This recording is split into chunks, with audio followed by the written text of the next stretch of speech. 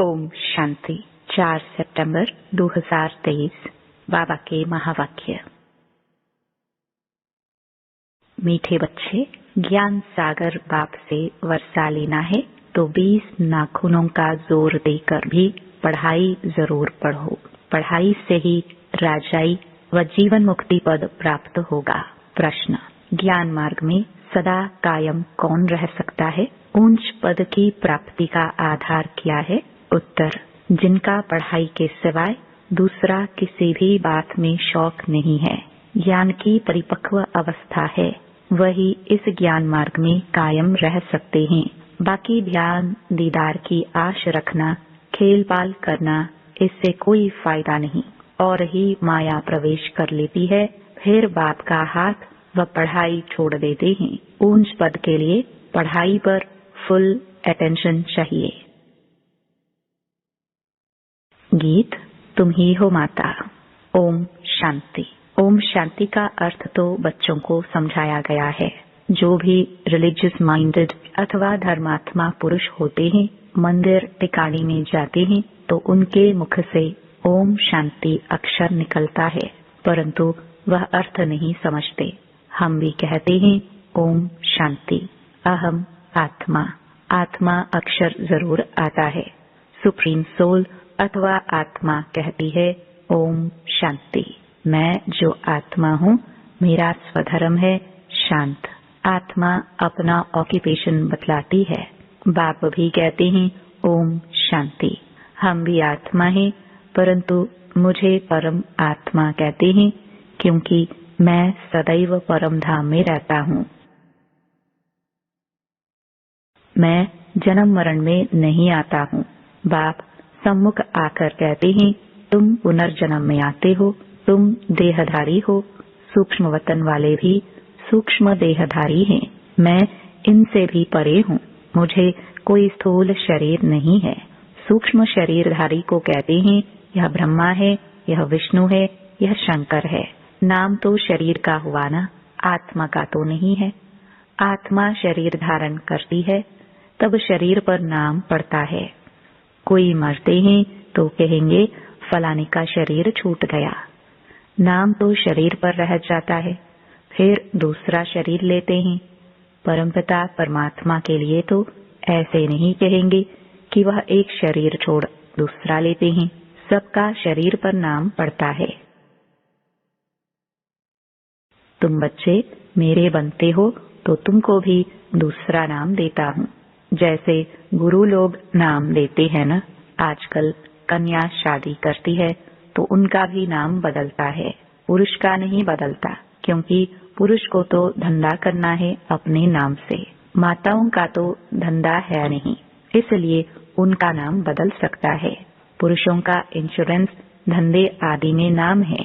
अब बाप समझाते हैं, सब याद तो करते हैं तुम माता पिता हो और साथी हो, खिवैया हो। तुम हमको साथ ले चलते हो। देखो कितने संबंधों में आते हैं। शरीर छोड़कर फिर आपके साथ चलना है। तुम बच्चे जानते हो खिवैया हमको साथ में ले जाएंगे। बाप की कितनी महिमा है। फिर वह कब आएंगे, कब आकर साथी बनेंगे, यह नहीं जानते। कहते हैं जब भक्ति मार्ग का अंत होता है तब भक्तों की रक्षा करने मुझे आना पड़ता है। मुझे खिवैया बन वापस ले जाना है। तुम जानते हो कैसे आकर माता पिता बने हैं। इनको ही खिवैया गुरु कहा जाता है। छीछी दुनिया जीवन बंध से जीवन मुक्ति में ले जाते हैं, इसलिए उनको पतित पावन खिवैया कहा जाता है। नई दुनिया कहा जाता है सत्युग को। दुनिया तो यही है, सिर्फ पुरानी दुनिया का विनाश होता है। जैसे पुराने घर में रहकर नया बनाए, फिर पुराना घर छोड़ना होता है ना। यह भी जब स्थापना हो जाती है तो फिर पुरानी दुनिया का विनाश होता है। त्रिमूर्ति का भी अर्थ समझाया है। ब्रह्मा द्वारा स्वर्ग की स्थापना करना यह परमपिता परमात्मा का ही काम है। उन्हों द्वारा कराते हैं क्योंकि करन करावनहार है। बाप आकर सम्मुख समझाते हैं। ब्रह्मा द्वारा सहज राजयोग और ज्ञान तुम ब्रह्मा मुख वंशावली को बैठ सिखलाता हूँ। भविष्य 21 जन्मों के लिए तुम सो देवी देवता पद पाएंगे, नंबरवार पुरुषार्थ अनुसार। तुम जानते हो हम माता पिता से पढ़ रहे हैं। यह है ईश्वरीय विश्वविद्यालय। अगर पढ़ाई को छोड़ देंगे तो समझा जाएगा इनकी तकदीर में नहीं है। स्कूल तो चलना ही है।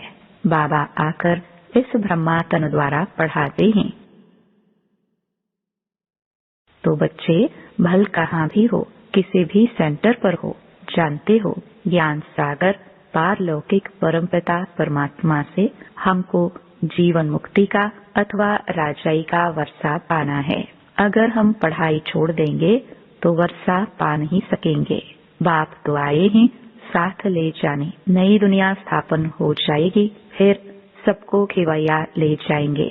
तुम खिवैया को भी जानते हो और जिन द्वारा स्थापना विनाश पालना कराते हैं उन्हों को भी तुम जानते हो।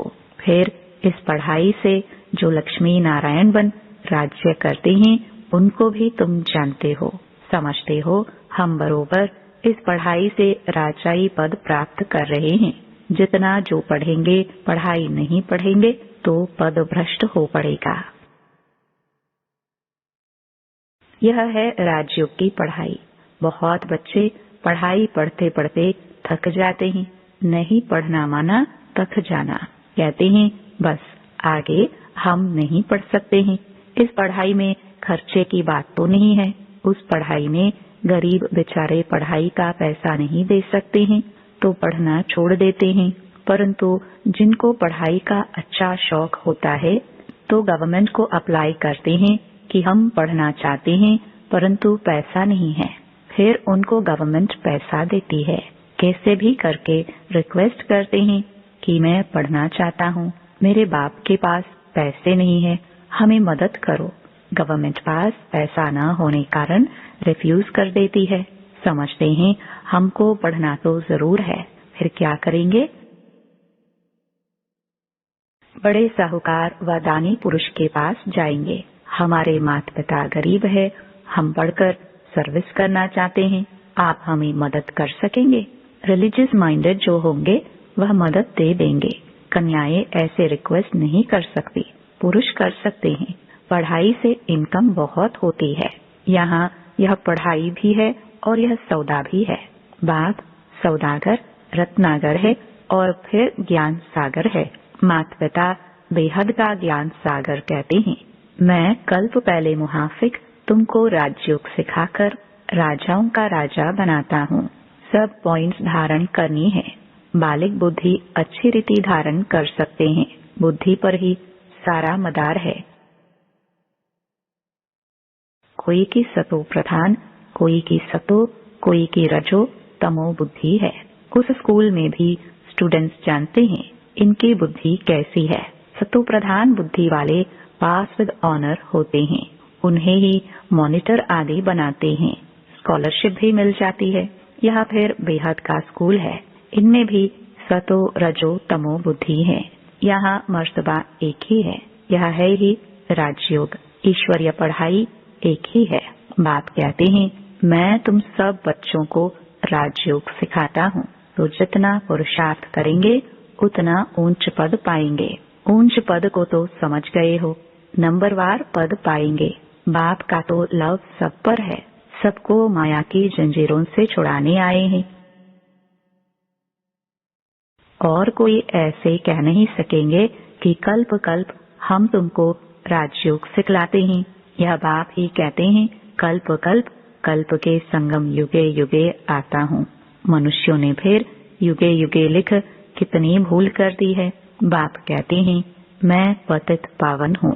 मैं आता हूँ तुमको पावन बनाने, कलयुग अंत और सतयुग आदि के संगम पर। इस समय बाबा आया हुआ है तो अच्छी रीति पढ़ना है। विनाश भी होने वाला है। 20 नाखून का जोर देकर पढ़ना है। हिम्मत दिखानी है। पढ़ाई नहीं छोड़नी है। जो पढ़ाई छोड़ देते हैं वह नापास हो गिर पड़ते हैं। बच्चों को सावधानी मिलती है। कोई भी काम व क्रोध का व लोभ मोह का भूत नहीं आना चाहिए। दिल दर्पण में अपने को देखते रहो, मैं लायक हूँ लक्ष्मी को वरने। नारद का भी एक मिसाल लगा दिया है। भक्त तो तुम सब हो ना।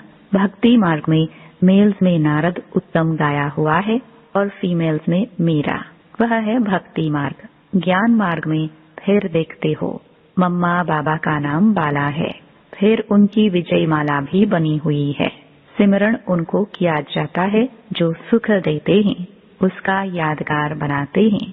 अभी उन्होंने क्या किया, कोई ने करके कॉलेज खोल, दान पुण्य बहुत किया, और क्या करेंगे। अभी फिरंगियों से अंग्रेजों से राज्य ले, कांग्रेस ने राज्य किया।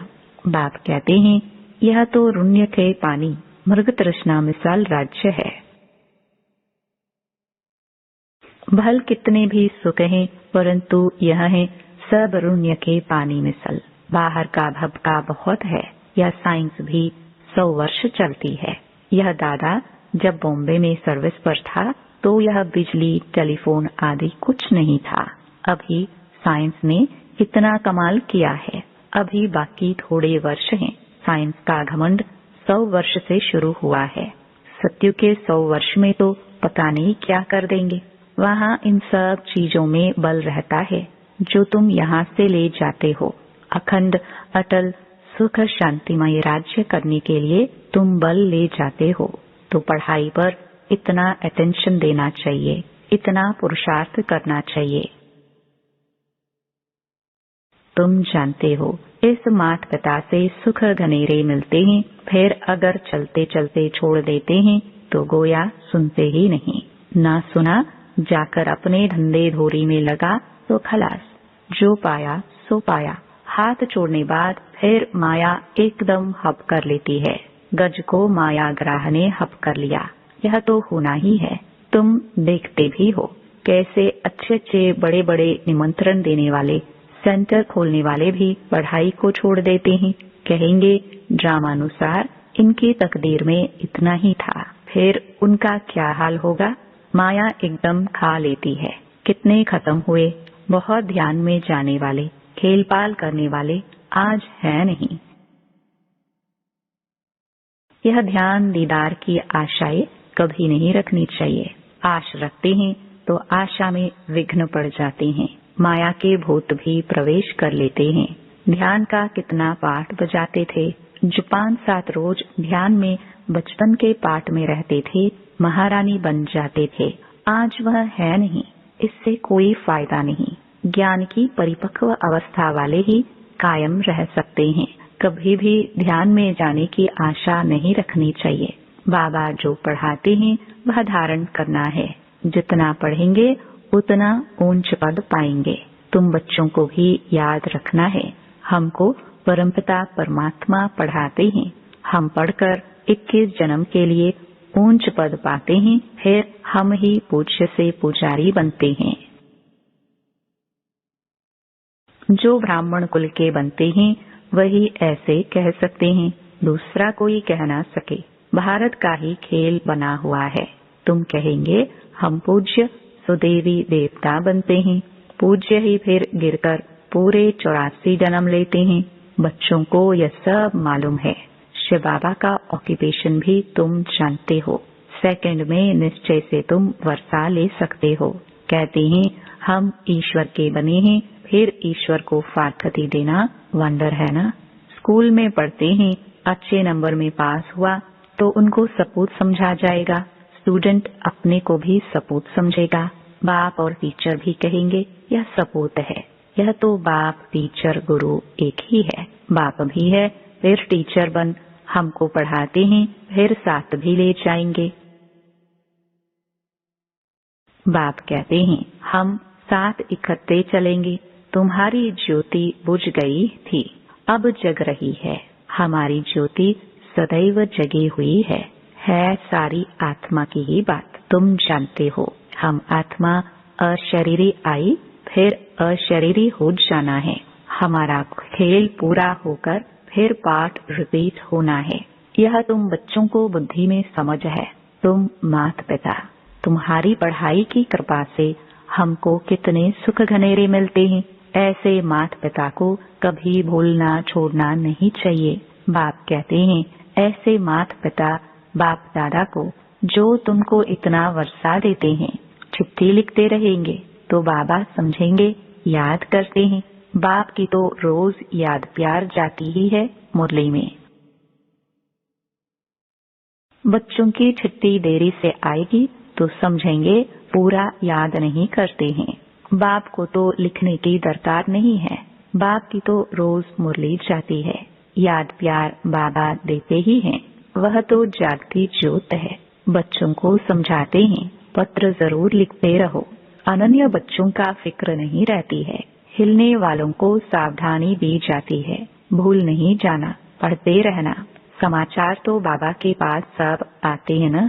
रजिस्टर में नाम दाखिल रहता है, पूछते हैं यह बच्चा एब्सेंट क्यों है। रोज एब्सेंट रहते तो समझा जाता मर गया।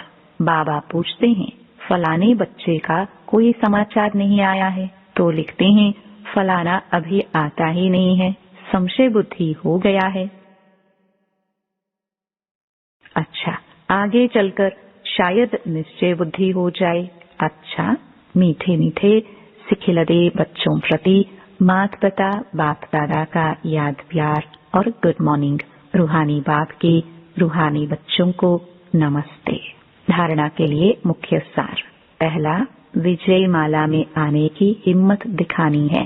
सिमरन लायक बनने के लिए सबको सुख देना है। दूसरा, सपूत स्टूडेंट बन बाप टीचर का नाम बाला करना है। कभी भी काम व क्रोध के भूत के वश हो उल्टा काम नहीं करना है। वरदान, करण करावन हार की स्मृति से विघ्नों के बीज को समाप्त करने वाले समर्थ आत्मा भव।